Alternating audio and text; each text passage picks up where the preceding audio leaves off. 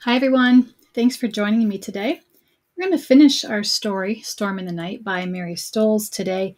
And what I want you to be thinking about as I'm reading is the central message or the lesson in this story. Thinking about Grandfather and Thomas.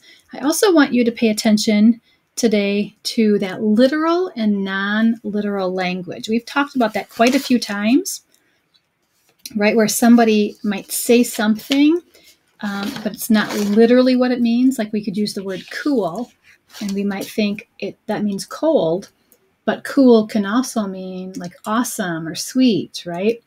There's another one, the word sweet. That might actually be the way something tastes on your tongue, right? But it can also mean awesome or cool. So you're going to be thinking about those two targets today, learning targets. And then I'm going to finish the story, and I'm actually going to reread the last page that we left off on.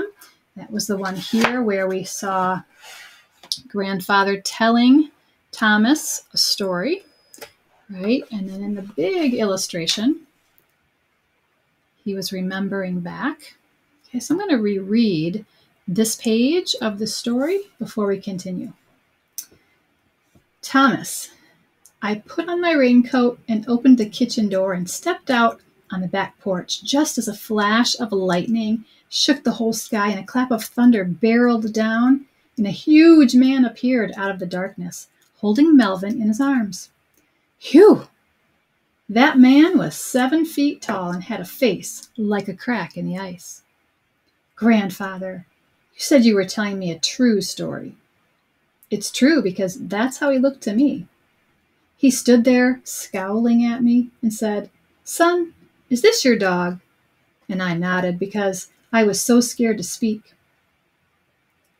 If you don't take better care of him, you shouldn't have him at all, said the terrible man. He pushed Melvin at me and stormed off into the dark. Gee, said Thomas, that wasn't very fair. He didn't know you were frightened, too. I mean, Grandfather, how old were you? Just about your age. Well, some people my age can get pretty frightened. Not you, of course. Thomas said nothing. Later on, Grandfather continued, I realized that man wasn't 7 feet tall, or even terrible. He was worried about the puppy, so he didn't stop to think about me. Well, I think he should have. People don't always do what they should, Thomas. What's the end of the story? Oh, just what you'd imagine, Grandfather said carelessly. Having overcome my fear enough to forget myself and think about Melvin, I wasn't afraid of storms anymore. Oh, good, said Thomas. For a while, they were silent. The storm was spent. There were only flickers of lightning, mutterings of thunder, and a little pitter-patter of rain. It's an interesting word. The storm was spent. Think about what that might mean. There's Ringo. When are the lights going to come on? Thomas asked. You know as much as I do, said Grandfather.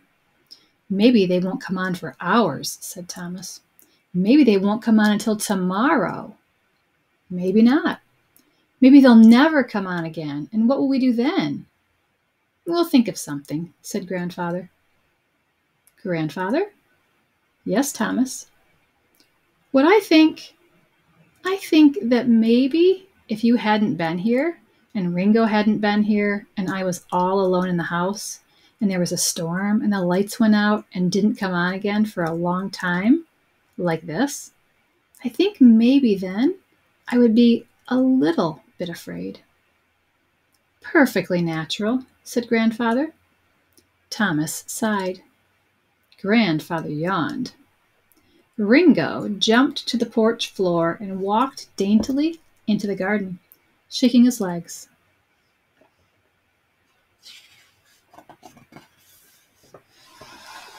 After a while, the lights came on. They turned them off and went to bed. Now, I purposely, when I was reading the story, was only showing you the illustrations, right? Because I want you to focus on how we can learn, right? Some really important details. We can learn about the characters, how they're feeling, right? Just by looking at the illustrations and combining that information with the pictures. So today, your focus is going to be a little bit on literal and non-literal language. There's going to be some vocabulary words for you to focus on in your assignment today. And you're really thinking about the important central message or the lesson in this story, right? Grandfather is sharing a story about when he was a boy, about the same age as Thomas. Let's think about why he's sharing that story, okay, and what he might have been trying to teach you